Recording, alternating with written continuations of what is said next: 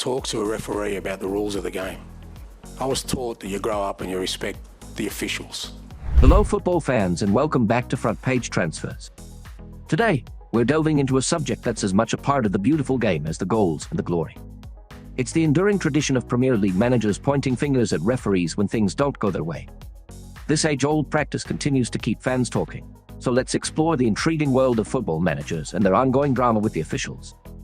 The blame game. Picture this: you're a Premier League manager, your team is struggling, and the crowd is getting restless. What do? Well, one of the oldest tricks in the book is to blame the referee. Surprisingly, they don't teach this technique in those prestigious coaching courses, but it's a go-to move when the chips are down. Legends like Sir Alex Ferguson, Jose Mourinho, Arsene Wenger, Jurgen Klopp, and Pep Guardiola have all been guilty of it, racking up records for outbursts at officials over the years. What's interesting is that these managers don't stop at a few choice words. More often than not, they've faced sanctions from football authorities, including bans, fines, and stern warnings. But here's the kicker: it doesn't seem to deter them. They keep coming back for more, and the referees remain in the firing line. It's not just the men either.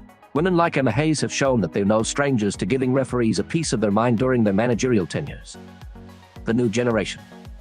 Fast forward to today, and we've got fresh faces continuing this age-old tradition.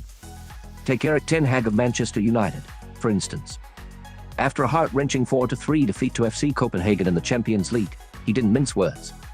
He pointed fingers at three crucial decisions, describing one as embarrassing. But the interesting part is that he didn't acknowledge the potential mistakes made by his own players or even his choices regarding selection and tactics. And then there's Mikel from Arsenal, who seems to have made it a weekly ritual to point the finger at officials.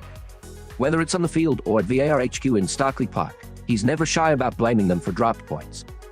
He even went as far as calling a goal an absolute disgrace without being able to pinpoint which part of the goal was incorrect according to the officials.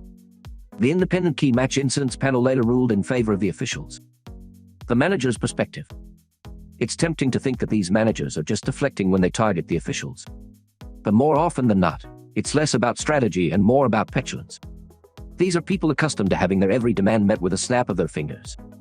They simply can't accept the idea that things might not always go their way. Arteta's recent comments about having a duty to defend my club only highlight this skewed view of their role and responsibilities. The refreshing approach. Amid all this chaos and finger-pointing, there's a refreshing voice that stands out: ANGE Postecoglou, the manager of Tottenham Hotspur. When Spurs suffered a chaotic 4-1 defeat to Chelsea, which included red cards and disallowed goals, many expected fireworks from Postecoglou. But to everyone's surprise, he remained calm and collected. Postecoglou's response was a breath of fresh air in a season filled with angry outbursts from his peers. He emphasized the importance of managers respecting the officials and not engaging in rule debates.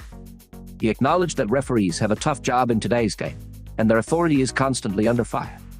He even expressed his admiration for the purity of the game. The lone voice.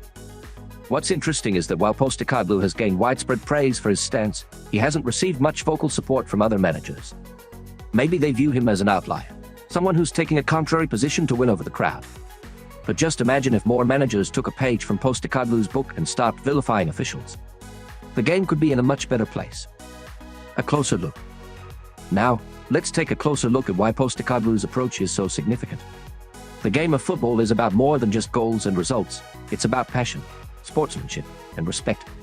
When managers continuously target officials, it sends the wrong message to fans, players, and even youth aspiring to make it in the world of football. It's not just about managing their football clubs, it's about being role models for the next generation. Respecting referees isn't a sign of weakness, it's a sign of maturity and understanding. ANGE Postecoglou's approach serves as a powerful reminder that football is a sport where everyone, including officials, deserves respect. The way forward. So, what's the way forward? It's time for a change in the way managers approach the game. Instead of pointing fingers and blaming referees, they can focus on improving their teams and tactics.